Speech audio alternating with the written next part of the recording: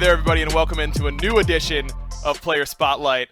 Got one that a few of you might have heard of before, young man PolarBearMike, support for Ghost Gaming. Mike, I can't get 2 seconds in without you interrupting me with laughing. Come on, man. This is going to be a content piece that you've got to take seriously, okay? I know that's not your thing, that you're a troll, but, you know, maybe. Thank you. That's a little bit more like it. This is going to be a disaster, and I can already tell. And I love it that way. I think that's going to be great. Mike, we normally start by talking about where you grew up, what you were doing as a young one. So talk to me about the young polar bear cub, Michael, that was growing up in the Northeast. I think I had a pretty average childhood. I played a lot of sports year-round, mainly basketball and baseball was what I played. I was kind of over the weight limit on football leagues, which is a little unlucky. So yeah, I didn't really play a ton of football. But like those three sports I kind of paid attention to or like watched or played my whole life. Yeah, in school I was kind of a pain in the ass to my teachers because I tended to be a bit of a class clown. Not many people would expect that. I sure Yeah, I kind of just like coasted a little bit. Like I would always get really good grades, but I wouldn't try that hard because, you know, I was an edgy kid. So yeah, that was pretty much most of my childhood. I know that you're not a big baseball fan right now because I constantly try and get you into baseball, and you aren't really that into it. What were you slamming back in the day? Were you like the big pitcher? Were you the first baseman? Give me the breakdown. The problem with baseball right now is that the Orioles suck really, really, really bad. I'm from Baltimore, so my favorite teams are the Orioles and the Ravens. I don't really have like ties to a basketball team. So except the Hawks kind of, and Trae Young, who we all love. Well, Trey's getting buckets, and he's way better than Luka, who's obviously a bust. We all know that. Horrible. But yeah, or what was I saying? Oh yeah, with baseball, I played mainly second base. I remember I played a lot of second and first. When I was growing up, I was like taller than everybody. Like I'm 5'10", 5'11" right now, somewhere in there. And I've been this height since like 6th or 7th grade. I literally have not grown since I was like 13 years old. So back then I was like just towering over kids. So that was kind of OP for first because I could like stretch off the bag pretty hard or pretty far. I really wanted to pitch, like really badly. There were two problems with that. One was like I played in like multiple leagues. So like in the travel leagues or whatever, you could do whatever you wanted. Yeah. But in like the like rec leagues, I would play with my friends. They didn't allow you to throw like curveballs or sliders or anything like that. So you could only throw fastballs. And again, I was just a bigger kid. I would not aim. I would throw it as hard as I possibly could. And I remember going, we had like a gun or whatever. Our coach had a gun. I don't remember how a radar gun, right? Not like a handgun. Yes.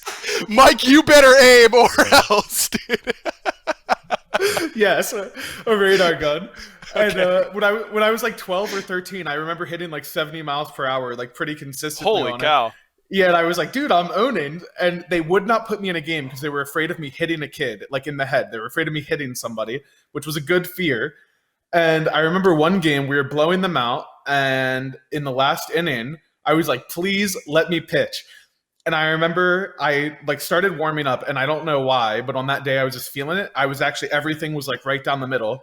I didn't try to back then I wasn't trying to aim, but I remember I struck out the side in 9 pitches, literally 9 pitches. I struck all 3 of them out. Perfect. They never let me pitch again. And then I quit baseball for a year after that. I was so pissed, man. I was so pissed. They're throwing. They have to be. They had to have been trolling. If they're letting that kind of talent sit on the bench, dude, what is that? We had other good kids, but oh my God. Were they throwing perfect innings? I don't think so. No, not like that. Put the kid in there. I know you have 2 brothers as well. You're the middle kid, right? Mm-hmm. Yeah. Did you have to put your younger brother in the dirt when you were playing sports a lot, or gaming or anything like that, or was your older brother doing that for both of you guys? Like, how was that dynamic?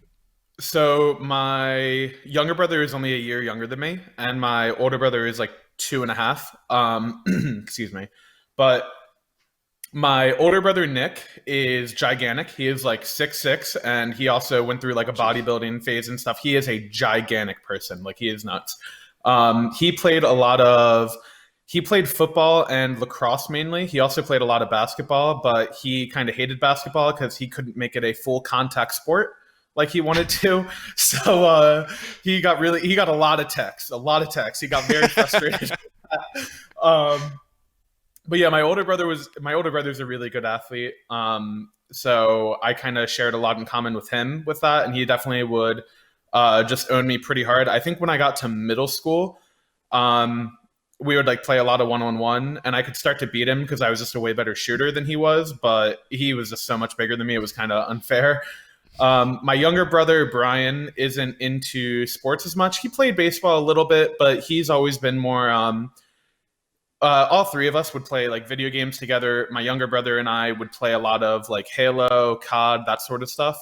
And my older brother and I, we played Halo a little bit too, but we played a lot of WoW together when I was growing up. But yeah, my younger brother was always more like the creative one. He's into like he does like video editing and stuff like that. That's kind of more the stuff he's into, and like movies and all that. So yeah, I kind of have a little bit in common with each of them, and just like sort of different relationships. Yeah. Yeah, I think that that works out pretty well for you guys. So you were saying that you were playing a lot of COD and Halo and WoW. Were you split? But you're one of the few guys that I think that we've talked to that played on console and on PC a whole lot. Normally it was kind of one or the other growing up. Where were you? Obviously, school way in the rearview mirror here. What are we dividing our time up into between getting your WoW quests done and also grinding your prestige ranks in COD? So it wasn't at the same time. When I was in third grade or second grade, one of those. I think second grade actually. It was like 2004, I think, that WoW came out, and my older brother got it, and we were playing Halo before that, and we stopped playing Halo, and I was annoyed. And he was like, "Oh yeah, I've been playing this other game," and I got into it, and I played WoW from second grade until like eighth grade, and I was really addicted to it. It was not a good habit. And all my friends at school that I would like play sports with and stuff, they would all make fun of me for playing WoW because it's like the ultimate like nerd game, I guess, kind of. Yeah. So yeah, they would all make fun of me. They were all playing like Halo and COD. So when I got to my freshman year of high school, I quit WoW. It was like going into Cataclysm, I think, was like the new expansion, and I just wasn't that into it. So I quit WoW, and I played a lot of Halo and COD with them. And then I started playing games with my younger brother more, and I've kind of been ever since then. I think senior year of high school when I graduated was I built like a computer with money I had saved up, and then I played Smite that following summer after I graduated, and those were kind of like the three like trends of like games I followed, I guess. Yeah, I was gonna ask, how did you get from WoW and Halo and COD into Smite? What was kind of that bridge for you? So when I wasn't playing with my friends, I really missed playing WoW a lot. I just enjoy like RPG games, I guess, in general, or like I guess I don't know what's that like genre? Is it like fantasy or like medieval or whatever it is? Well, WoW's like an MMO, right? That well, MMO yeah, but I mean thing.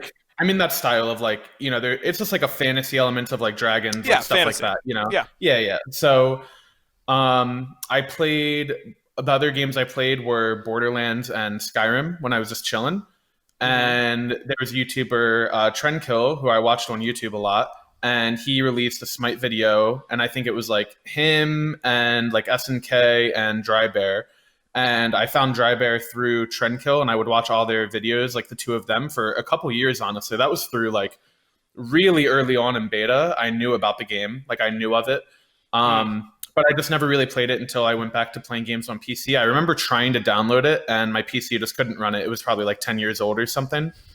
And then I think I finally built one, and then I tried Smite instantly, and I already knew I was going to like the game, and then I just kind of played from there. I didn't play a ton at the start.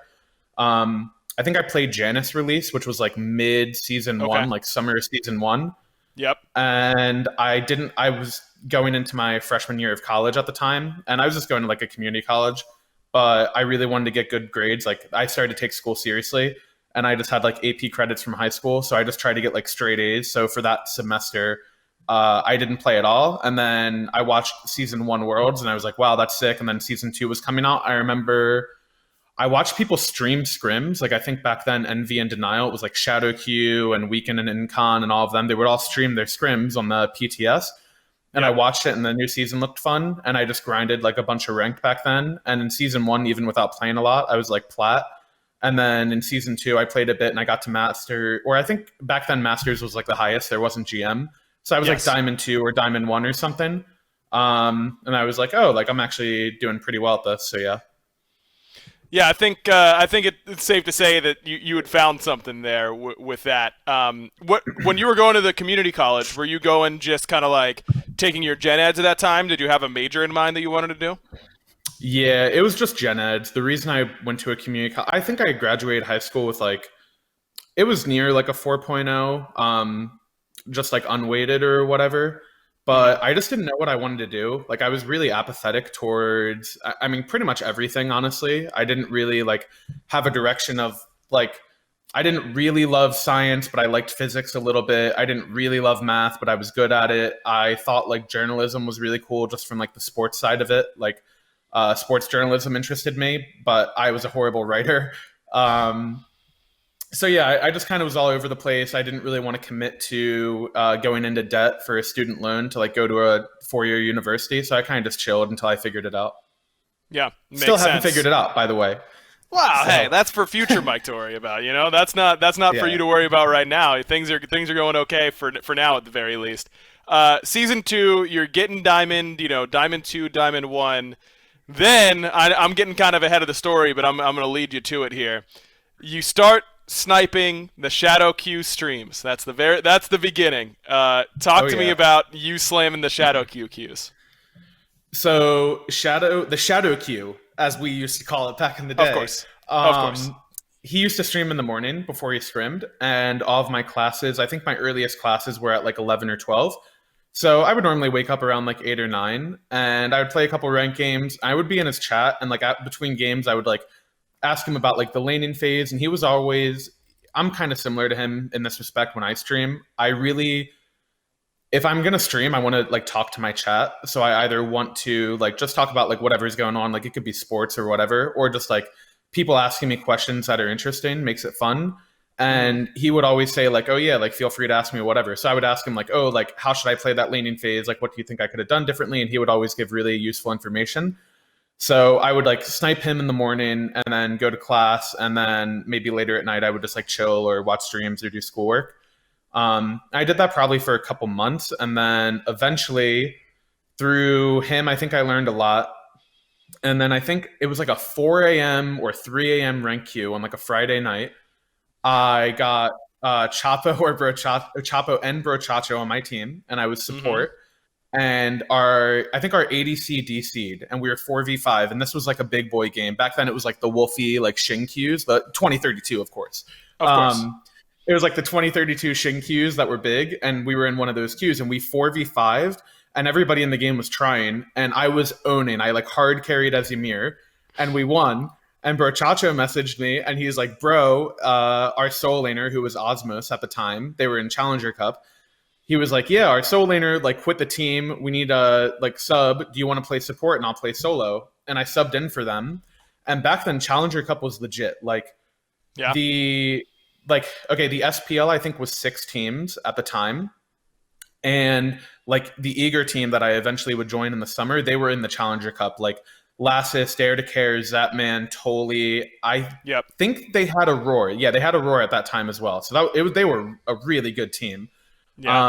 And then it was like what eventually became Enemy, which was Legion of Carrots. It was like Pern and Pain, and all of them. They were also in the Challenger Cup, and we finished 3rd. We lost to Eager in the semifinals, and we actually had one of those games. I played really well. I played Ymir again, and I was owning. We eventually lost the game, but I was owning. I mean, come on. Of course.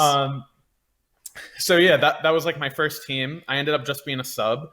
And I would play scrims every now and then, and a lot of the team would be like, okay, like we're kind of just playing better when this guy plays support and you play solo to Bro Chacho. So eventually, like, I didn't play for most of the split, and then the very last week they needed to like get a high seeding to make the relegations tournament, and we finished 3rd again. I think we lost to Eager again. so like I subbed for 2 weeks. We were third both times, and then I think they played the relegations without me. And one of the teams we beat was, yeah, I mean, come on, what are you doing? I mean, what is that? What? It's just like your Yeah, yeah. baseball coaches, man. It's all these other people holding you back your whole life. They don't appreciate the swag factor. That's what it is. I got the arm sleeve Unreal. now. Like now they don't have a choice. But yeah, I think one of the teams we beat was Resist, and that was with the person who people would know most is Chaos on that team. It was Chaos, Fear No, Huda, and Valentine. And I think a lot of those guys don't play so much anymore, but some of them are still like casual, like superstars. They go hard. But yeah, that team offered me to support. Valentine was their support back then. He role swapped solo. And yeah, I think we finished. I think I played 3 weeks with them, and by this time, Eager had made it into the SPL. They like won relegations. So yeah, Eager and Legion of Carrots was out of there, so it was my time to shine here.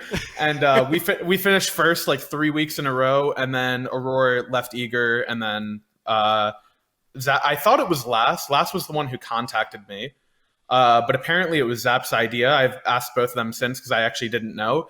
But Zap was like, "Who's this guy who always plays Ymir in my ranked games?" and like owned us a little bit. And I remember. Wait, can I permission to say a swear word here because it makes it better? Yeah, of course. Yeah, I don't care. When Last interviewed me for like to pick me up, he just wanted to know like what my plans were, like if I could commit to it, like what I was doing with school or whatever. And he was like, "Listen, I'm not going to lie to you. We just need somebody to be Zapman's bitch." And that's all he said. I was like, well, I guess I could do that. Why not? Yeah, sign me up. So yeah, I wasn't even in Masters ranked at the time. I remember the first day they like announced it, I played with Zap. Zap was streaming. And he was like, "Are you even Masters yet?" And I'm like, "No, I've never been Masters." And it was really, really troll. Because they just picked up this guy nobody's ever heard of unless you watch Challenger Cup. And I'm just like this guy in Shadow Q's chat, and yeah, that's how it all started. Man, that is so funny. I can imagine Zap's face whenever he asks that, and he's like, "Oh no, I have made a grave mistake." Imagine if Zap did that now. That was a year after I'd picked up the game. That was the summer after. So within a year, I went from like just playing the game for fun to being in like the pro league, basically. Yeah, a quick ascent for sure. What Well, I'm getting in there. Well, yeah, absolutely. That continues to this day. That's the overall theme. A PolarBearMike, a getting in there story. That would be the title of your eventual biography. What were your plans with school at that point? Were you still going to class at that point? Had you decided to put it on hold to try and do the Smite thing? Yeah, I think I did 3 semesters, and I was owning. I was getting I got straight A's every single semester. I was going pretty hard. I was taking like 5 or 6 classes each semester. And as I got deeper and deeper, I was like, okay, I still have no idea what I want to do, by the way. I am clueless. So yeah, it kind of just seemed really natural to me to want to take a break from it. It was kind of a hard sell to my parents at the time, but I think they went with it because they knew that I didn't have direction otherwise. Like, if I had a clear, like, oh yeah, like I want to do this as my major, they probably wouldn't have let me do it. But since I didn't have that, we played the summer split, and I think you only played a single round robin, and there were 8 teams, so you played 7 matches. And I think I played 4 of those 7, and we were 2-2 in those. But my first 2 matches ever were against AFK, who won the previous land. This is like peak like Cyclone Spin Penta time. Yeah. And we had 2 really close games versus them, but we got 2-0'd. And then literally the next day, we had to play early because there was a like tournament in Brazil or like a LAN in Brazil that Zap had to sub for. And it was AFK that was going there. They were representing like the NA teams because they had just won. But because Zap was going, he was subbing in for Allied, who didn't get a visa or whatever. We had to play our match early. So the next day we played C9, who was undefeated at the time in that split. And I gave them the smackdown. They were getting owned a good bit. Okay. So my first ever SPL win was against undefeated C9. I played the 2 best teams back to back. And then I think we won our next 2 sets were against like Cog, who was like Meerkat and Bickham then. And that was our last game of the split. It didn't matter. We couldn't make playoffs. And I got like MVP for that set. they used to do like set MVPs back then. I got MVP for it because I like 1v4 like stole a fire giant, and we had Zap and I had this sick play. We were like, I think everyone died, and we were 2v5, and we like triple or like quad killed them. And it was literally a clip of me staring at Zapman and like body blocking back and forth. That's all I did is I just stood in front of them, and they were like, "Wow, that's sick." You were Zapman's bitch. You did it perfectly, right? Of course. No other way to do it. I think that worked out pretty well. I remember, so I got the opportunity to come and meet your parents whenever we were doing the interviews before last season, and it's funny that you mentioned that you were owning at college, because I distinctly remember your mom, who is just like the sweetest woman on the face of the entire planet, going, Michael was doing very well in college, so I did not want to let him stop in order to do Smite, but I think it's worked out pretty well. But I remember her saying that to me pretty directly. So that is corroborated evidence for everyone who might have been doubting Mike for one reason or another. It's a really hard sell too, because both my parents are just they both like put themselves through college. They didn't come from like they weren't in like a bad situation. They weren't poor, but they didn't have like the wealthiest families ever. Like my granddads both worked like blue collar jobs and stuff, and they're just like both my parents just tried really hard in school, and like I think my mom was like number 1 in her class and my dad was like number 2. Wow. And they just like got scholarships. Like they took education very, very seriously. So when I was like, I'm not really vibing with school, they weren't loving that for sure. At what point did they I'm assuming you get a chance to play summer split. They're still kind of like, okay, one semester off and then you're back to it. Did they pressure you after that first SPL split, or did they start to see it? So the summer I didn't have classes, so it was fine. I didn't take summer classes. But then the fall split, I took off, and that was when we got Tron or Omega or whatever.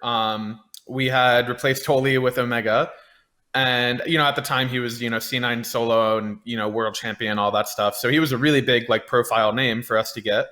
Yeah. And I'm pretty sure they tried to kick me, like as they should have at the time. I remember when they first picked me up, I remember messaging people. I'm like, I don't know if I should do this. My challenger team's owning. At the time, the bottom SPL team was winless. So I'm like, I could stay with them and just relegate them and get a spot on my own. We're winning every single week. But I just took it for the experience, was the advice I was given. And I think there was a roster lock issue with EUnited. And I think EUnited was actually going to leave TSM to join Eager with Omega, and there was some issue with that, and they couldn't, so they were stuck with me. That's easy for you. But off the bat, we were playing really well. I think going into, there was the COG Invitational in the middle of the split. There was a bye week, and there was a COG Invitational. And going into that, I think we were the 2nd seed in the league, and we were the only team who beat AFK. We 2-0'd AFK. And everybody else had lost to them. That was their only loss, and it was us 2-0ing them. And we went into that tournament, and we finished 2nd. We got to the finals, and we went down 2-0 to C9, who was like the former COG, right, defending world champions. And we brought it back to a game 5, and we barely lost game 5. But like that was my first LAN ever. I remember and people try-harded at those invitationals back then. They're not like the all-star events they are now, where like we do it mostly for fun, right? Mm-hmm. But yeah, people were tryharding back then. It was like the same normal teams. And from there on out, the rest of that split, we were just owning. We 2-0'd AFK again. We were the number 2 seed, I think, by 1 game. And if we had won one more game, we would have had tiebreaker over A, and we would have been the 1st seed, which was like my first full split in the league because I only played half the summer. So yeah, when I went to that tournament and did well, and they like saw that my flight was paid for and hotel was paid for and stuff, they were like, oh, like maybe he can actually make money from this. And I think they were cool with it then. That's good. It was still pretty early on then, at least. You didn't have to fight for it, over a long period of time. Talk to me about that first LAN experience. Were you nervous at all to go out there and travel and play, or what? Okay. If you ask any pro player, maybe Zap would be the best person to ask about this, okay? I did not say a word to anyone for the first day. I remember I was so shy. I was so nervous. Now I'm friends with like all the pros pretty much. Like I get along with everybody, and we're all like, most pros in general, we're all like pretty good friends. We mess with each other in ranked, like all that good stuff. I did not say a word. I was so shy and I felt so out of place. The first person who talked to me and went out of their way was we were scrim partners with AFK. So Allied would talk to me. We scrimmed at 6 a.m. We woke up at 6 a.m. to scrim before our quarterfinal matchup at that LAN. That's how seriously people took it. We woke up at 6 a.m. to scrim. And on the way, I remember talking to Allied, and he was just like introducing me to people, and he was being really nice. And then later that day, we won our first set versus Cog. Oh, dude, look at Mac in the background. You know she's chilling. You know she's coming to say what's up. You know she misses you. So yeah, she has to say what's up. But yeah, on the way back after our first win, Jeff came up to me and he walked back to the hotel with me. It was just the two of us, and Jeff was just being really nice, and he was saying like he, thought I was like improving so fast and that it was really cool to see like a new support player like playing well, and like he was just complimenting me a bunch and being super friendly, and like those two, Allied and Jeff, really helped like shake the nerves out of me a lot. And those two were just super good men, and it meant a lot at the time for sure. I don't think anyone can really imagine you as a quiet dude, as a quiet, shy guy, knowing you now. But so season 2, I was not working that back then. I was still a player as well. But well, hold on. I guess I should get to that in a minute, because I got to talk to you about super regionals, because you guys made a big run there. You almost qualified to Worlds. Yeah, kind of same thing happened. So in season 2, there was a lot of there was DDoSing in the league, and people were getting like hit offline, and a lot of matches got screwed up because of that. So essentially, in my opinion, us and C9, I think most pros would have had the opinion at the time, but us and C9, I think, were the two best teams in NA by a pretty clear margin. TSM had kind of fallen off, and AFK, maybe they were envy at the time. They were kind of slumping, and we had 4-0'd them, and I think C9 also had beaten them both of their times, or at least one of them. And it kind of just felt like we were the two best teams, and we ended up being the second and third seeds because of DDoS. We lost Omega to a set against Denial, who was like the 5th or 6th seed, and we had to 4v5 it, and we almost won the 4v5. We were winning for a while, but like obviously a pro team is going to beat you eventually. So yeah, if we had just won that game, we would have been first seed and been on the opposite side of the bracket. Enemy was really good too at that LAN, but we had to play C9. We thought they were the best team other than us. And same thing happened at the COG Invitational. We went down 2-0. We brought it back to a game 5. Zap and I were actually just talking about this in his chat the other day. Going into game 5, I came up with an idea for a draft adjustment. We were perma-banning a character, and I forget what character it was. Maybe it was like Shing 10 or something. Yeah, that sounds right. But I wanted to not give them Kepri, and I wanted to give them Shing 10 and have because Omega was going to be fine. He was just playing like a lot of Bologna and stuff. We didn't really care about it. I wanted to take Jeff off Kepri, and I wanted to have last pick Isis, and I wanted to play Geb or Athena. I forget which one. Those were like my two main gods back then. I just wanted to pick Jeff and Andy off cooldown. That's all I wanted to do. And I thought that was the way we were going to win. In that set, Zap was actually owning Bara really hard. Zap had like a play where that was when Soul first came out. She was busted. She was absolutely busted. Zap was like 1v2ing Jeff and Bara. He like solo killed both of them, and like we were just playing really well, and that's how I wanted to play, and we didn't go with that draft. And then I think Andy was a Circuit main back then, and they like invaded 2 purples in a row, and they like triple ulted me, and I died twice, and they just snowballed off of it. And the game 5 was just not close at all. It looked really bad. I played really poorly.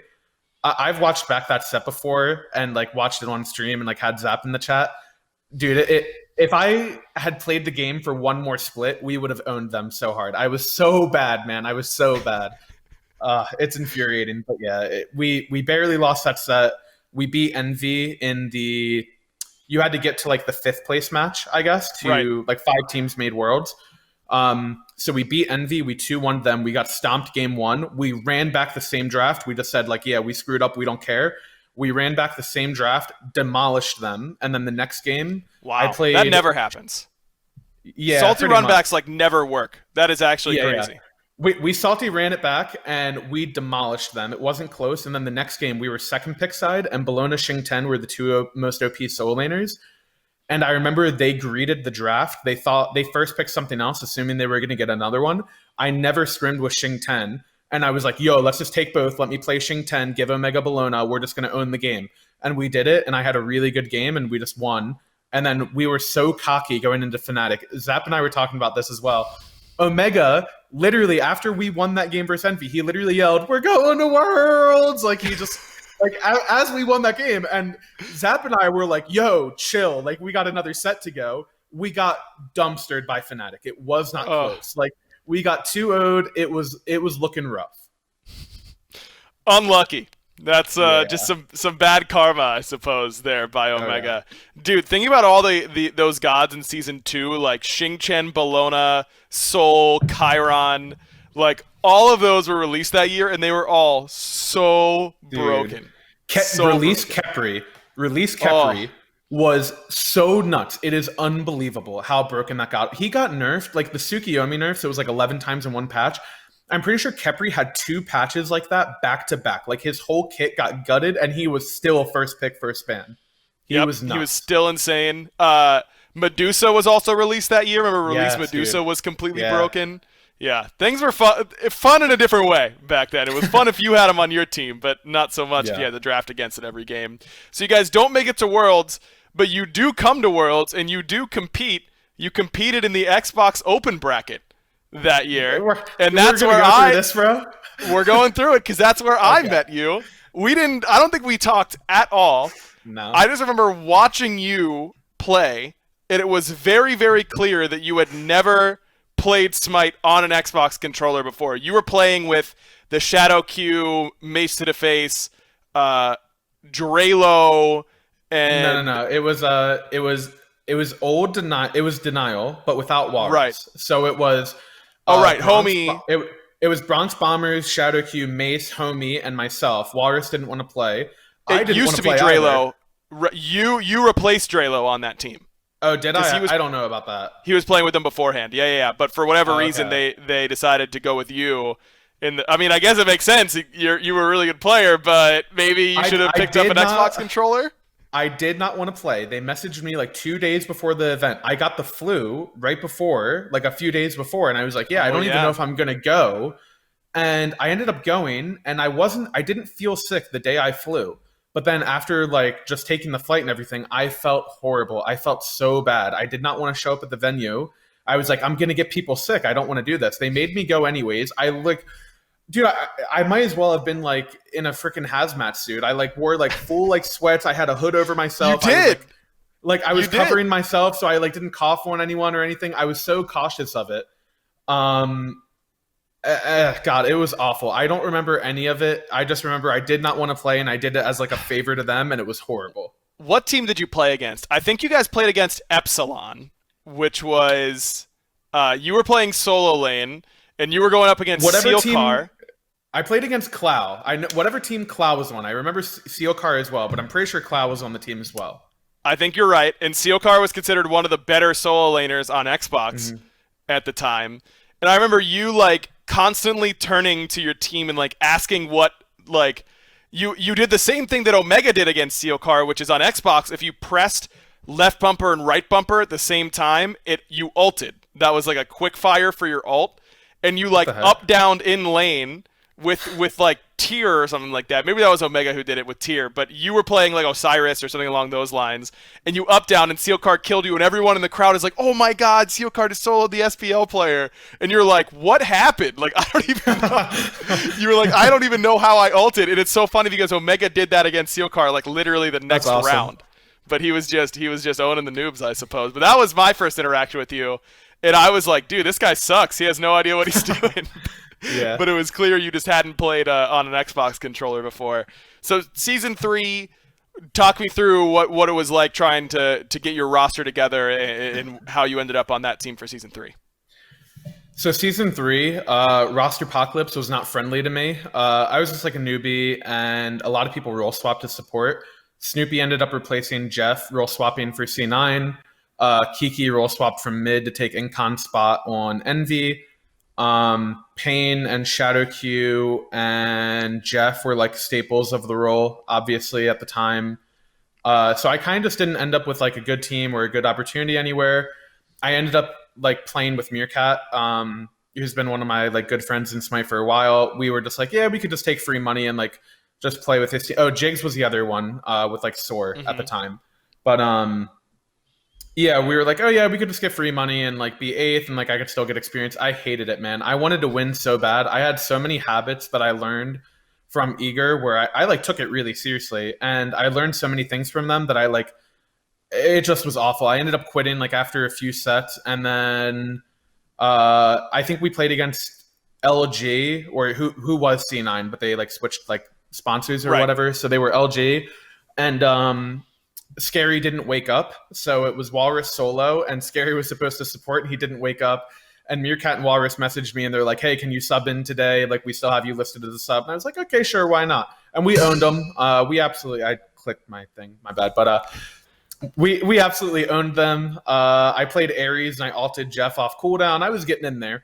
Of course. And everybody was freaking out because Randozos we were like winless before that, and that was our first win, and it was like me not scrimming with them, and just like I basically just like micromanaged a game. And then I ended up getting messaged by Oceans and Cyclone to join Envy, who like they were having a pretty tragic time. So yeah, and then off that team, we didn't do well at like the group stage LAN. And then I think it was Weekend contacted Cyclone. He wanted to pick up Cyclone and Oceans to join him, Stealth, and Incon on ALG to make like a run at regionals. And Cyclone said that he wasn't going to leave unless they kicked Incon for me as well. And so Cyclone kind of put it all on the table in front of him, you know. And hey. If you catch my drift, he kind of just got in there a little bit. Yeah. And we ended up playing at that regionals, and we 5-0'd, and we just like we beat like LG, and I forget what the other teams were. I think LG was the only one who qualified to Worlds with us, but we were the 3rd seed out of NA. Because we were 5-0 out of that bracket. So there were 4 NA teams at Worlds and 2 EU. We played 2 weeks of scrims as a team before that tournament. So yeah, I had pretty like decent success at regionals. The year before, I was the first team, like the team closest to making it that didn't, my rookie season. And then we ended up 5-0ing, and like I was the highest seed I could have been with the circumstances. And then we didn't have a good Worlds. I don't think the team felt confident that we could really do anything at Worlds. We lost to, oh my God, what was their team name? The LATAM team? Yeah, I can't remember their team name. Was it Liched? Yeah, No. that's it. Was yeah, it? Okay, yeah. I know that was one of them. I just didn't remember what was it. Yeah.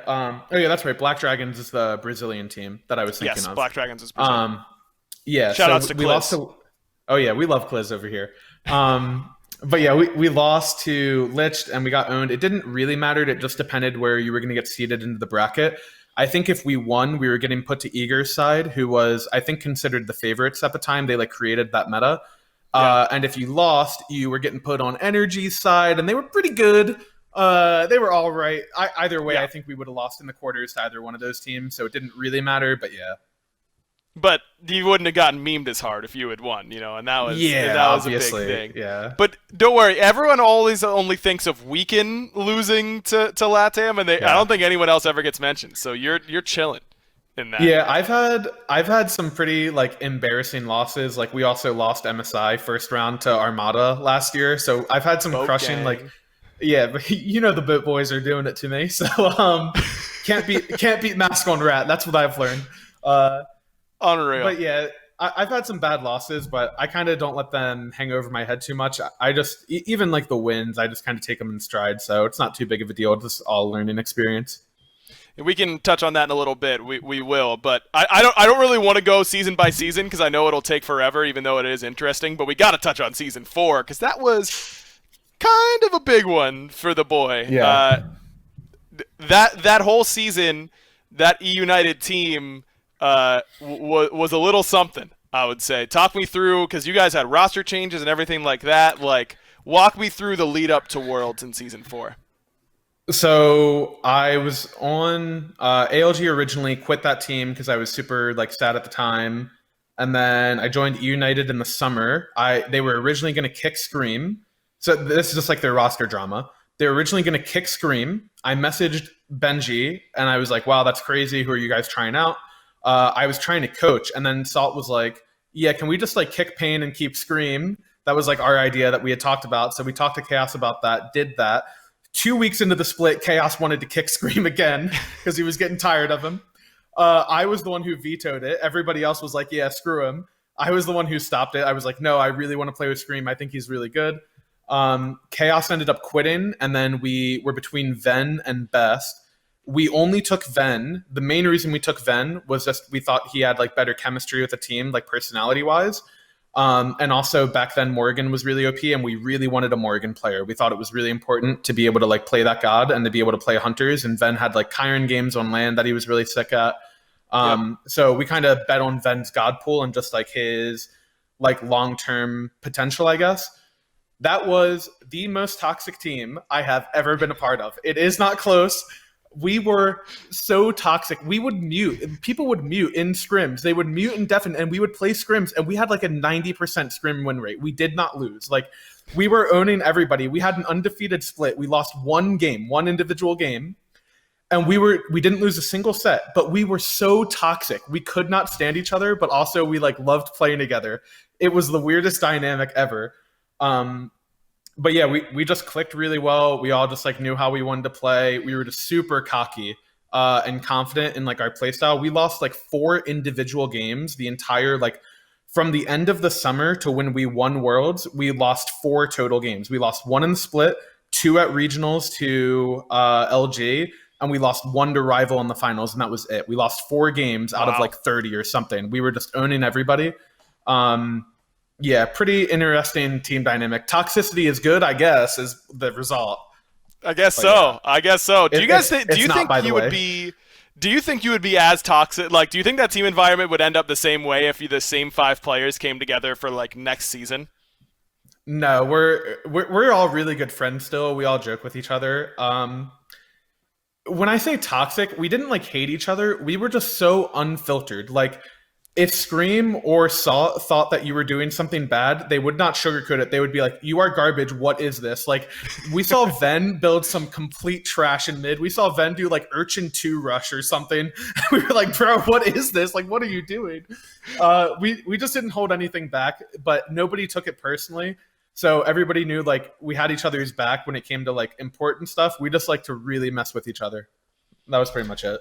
The Jimmy Butler school, you know, like that. Yeah, that's what Jimmy much. Butler wants to do. Hey, it works for you guys. It nearly worked for Jimmy this year. Unlucky for the Heat fans, but fairly close. So I don't think people remember that about that EUnited team because everyone thinks about your World Finals up against Rival and how Rival was this team that had like they beat Energy in the semis. They were red hot. It was their turn. You know, they had just unseated the back-to-back champs. And then you guys kind of dispatched them in the finals. I don't, all the talk was, oh man, rival this, rival that. You guys were the team that should have been favored alongside Energy coming into that land, but I didn't feel like that was the narrative. We flew under the radar the whole split because the bias was that EU was just way better than NA. And we were the only NA team that we were like new, basically. They hadn't played at a LAN with me, and we hadn't played with me and Chaos at LAN. Or not me and Chaos, me and Ven, sorry. Right. It was only the Chaos version that played at LAN. And they did fine at all those LANs. They were known as like a LAN team, Enemy was, like Enemy into EUnited. Yeah. And we had never played. And it was just this narrative. It was mainly LG that choked most of the LANs and just didn't play well. But they kept this narrative of like EU is way better than NA, and we were like, we haven't even played yet. They don't know what they're talking about. The average, like, there was a stat, the average game time in the SPL was like 32 minutes. Ours was like 22, and we were winning. Yep. Like, we were winning in like 22 minutes every game. We were stomping everybody. Like, we had games, like perfect games, like all towers down. None of ours even got touched. Like, nobody died on our team, 20 kills on them, and it's like a 17-minute like Titan kill. Like, we were so dominant back then, and everybody wrote us off. Nobody like gave us the respect at all. Like, I don't know. I just don't understand how it happened. We went into the Obey set, and I know from talking to Ben or Twig that they were like really confident they were going to win. That set was basically like 80 minutes of game time to 3-0 them. Like, it was super quick. And And yeah, like going into the finals, we had heard that Rival was scared of us because they didn't expect it at all. They were like, holy crap, like that team looks nuts. And yeah, we just felt like we couldn't lose. Like we just thought there was no way. Your side lanes that LAN, I don't think side lanes will ever be that dominant ever again. Like you and Max on one end, Benji, Salt on the other. dude, like it was absurd. Benji at that tournament, that is, everyone versus Deathwalker had no chance versus him. There was just no world where they were going to do anything against him. Like our picks bans were also just impossible because if you tried to ban Salt, you were giving Max Uller or AMC, or you were giving Ven Morgan. You couldn't ban us out. It was impossible. We were always going to get something OP, and for whatever reason, the other teams didn't play the same stuff. So we were just going to get a pressure pick and run it down your throats, and we were just going to win. I never play like that anymore, though, which is the crazy thing. That is so... Yeah, I'm starting to sense a trend to, like, faster game times than everybody else, like, running it down, picking a lot of pressure. At what point did you realize that that this was just the better way to play? You know, you put Geb in the back pocket, and you started picking up the pressure picks. Like, what do you think changed for you to make you think that way? A lot of it was learned from Zap, just like map play in general. And I like really believed in a lot of what he said. And then the reason that I thought Scream was so good and that I really wanted to play with him is that I thought Scream had a really good idea for how to play the map. And both of us were like fans of like watching League of Legends. And there's a lot of strategy that we took from that game. Like we would lane swap, for example. We were one of the only teams who ever lane swapped. Like when we killed Gold Fury, we would send Salt over to solo side. And Max and I would like go push down towers in solo. So we would like wipe our side of the map and then flip them. And then we would do a bunch of stuff. We would rush like fire giants early. We just made these like really aggro plays that Scream and I learned from like macro play in League. And we just kind of created that together. I think like obviously everyone was a part of it. Salt was also, or Benji was also like a huge part of our strategy and our picks and bans. He was also our like late game shot caller. He's really, really good with that type of stuff. So between the three of us, we kind of developed that play style, and it's just something, there's just a lot of like ideas or like, I guess, philosophy from that I still carry today. You don't have to all in it necessarily, but there's just like, I guess, principles that I think are really good from it. Yeah, I think that that mentality has served you pretty well because you end up going to Worlds. Well, I should, before we move on from Season 4, winning Worlds, this is something that I truly just get very curious about. Does it feel as good as you expected it to feel? Was it not as much? Like, walk me through what it felt like. So I was kind of like the hype guy on the stage. Like EUnited was a really cool org because we all had like a group chat with all the other teams, and like Clayster is probably like the name that most people like is like the most like household from like their COD team. And we all would like watch each other's games. So I remember like I was getting like amped. I was like yelling like let's go and stuff like on the Obey set. And I remember checking the group chat and like Clayster and all these guys were just like pumping us up, and like it was such a cool atmosphere. And like we just went into the finals. We were so confident. When we won, I didn't even feel like, it felt like relief more than like happiness or anything. Like I kind of just was glad we didn't choke, and it just like it felt like a weight off my shoulders where I had like that idea that like I knew I was like I basically had visions, as like corny as that sounds. I had like visions that I basically felt like I was going to win Worlds at some point. And it like came true, and it felt like it validated like all the time that I put into the game. So it was relief more than anything.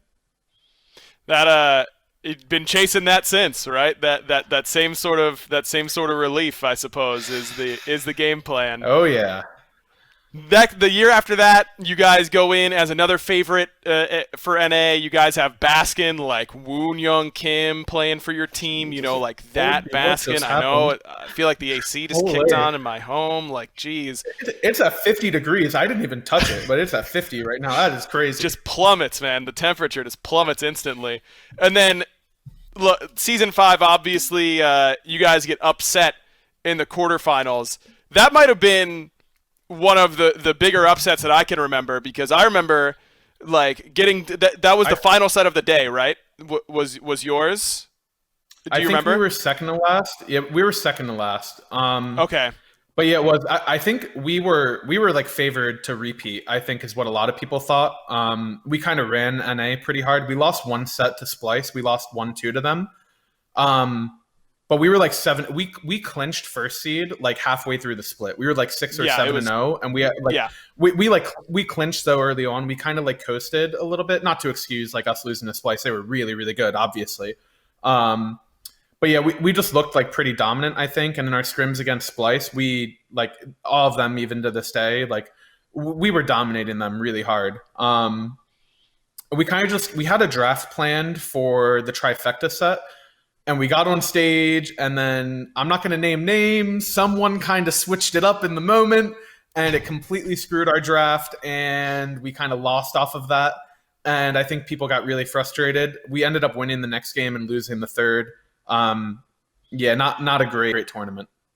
No, definitely not. I remember being like, "Oh, I can go get food." EUnited, I have to go get food fast because EUnited's gonna like absolutely stomp this team. And then I come back and it's 1-1, and I was like, "What happened?" And then game three, I don't know if you remember, was game three close? Because I feel like it wasn't. I feel like you guys kind of got rolled. Game 3 wasn't close. We got Sam for level 2 ganked. Yep. Really unlucky. Max also didn't realize he was there, so we were 2v2ing Zap and Neil. And I think we were close to killing them maybe, or Max just like felt confident like trading poke, and he ended up like rolling like too late, and Sam just like killed him, and they just like repeat invaded our side of the map off cooldown. And I think Scream and Wooney had a play in mid where they like could have double killed them. And I think Wooney like missed a Nox combo or something, and Scream missed an ability as well. Yeah, actually unlucky. Like neither of them missed normally, and yeah, we just kind of lost. Then next year, which was last year, you guys make it to the finals. A team that everyone had been kind of hyping up all year, that you guys were going to be at one of those teams to compete, maybe break the rival organization curse. Obviously a tough loss, again, at Sam and Neil and Zap's hands, but something that I remember is that I saw you pretty quickly afterwards, because I had just come down from where that stage was, and SK had already done all their pictures and everything like that, and done the interview over on the red carpet. And as I'm going backstage, you were walking through the crowd, and I stopped to see how you were doing, and I was surprised at how well you were taking it. I'm sure it might have been a little bit of a brave face, but I do remember that you were pretty even keel even after losing on the world final stage, which to be honest, I was impressed with. Yeah. I think maybe this sounds, depending how you take it, it sounds a little bad. Max and I were I have never been like that tournament compared to season 4. It wasn't even close in my opinion, like how well I played or like how in the zone I was. Like I felt like we were myself and Max were instilling like so much confidence in our team. We all played with a lot of confidence. We were very like even keeled and calm. Like when we played against Dig, I just thought there was no way we were going to lose. Like I just felt so confident going into those matches. And I just kind of played without any pressure. Like I think because Max and I had already won before and we had like been in that moment, we just kind of felt like super calm and controlled the whole time. And I think both of us just shared the mindset that like we don't think it's our last opportunity, and we lost to a better team that day, and that just happens. Like you have to take the good with the bad. I think that's a good way to look at it, because you're looking like you're going to be right. It looks like you might have another opportunity with how well you guys are playing this year. Do you feel like this year is any different than last year or season 4 or season 5? I mean, you've been on a top team since season 4 at this point. Does this year feel any different to you? We have Sam. That's a pretty big deal. Yeah. Yeah, no. In all seriousness, I think the biggest thing for me this year is when we were making roster changes, we didn't really think we were going to change anyone, except for we had ended up deciding we were going to like put Max back ADC and replace Kenny. And we didn't really have like another carry player that we fell in love with that we all unanimously agreed on. And we kind of were entertaining the idea of getting Sam. And a lot of people messaged us, and it kind of sucked because I wanted at least to kind of de-stress from Worlds and like take some time away.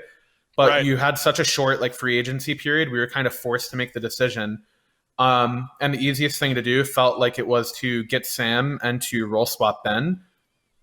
And I was not that confident in it at the time at all. I was really confident in Sam as a player, but he hadn't really had any like good regular seasons. Like I knew that we all thought he was a good player, but we didn't know how consistent he would be. And with Ben, we thought Ben was just like an amazing teammate, still is obviously, but we didn't know how he would adapt to mid.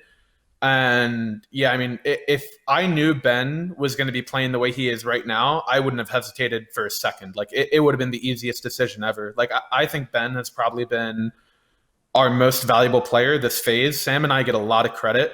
I mean, deservedly so. I'm just trolling. Sam and I get a lot of the credit, but Ben has been really, really good off split. I think Ben flies under the radar for like how unique he's been.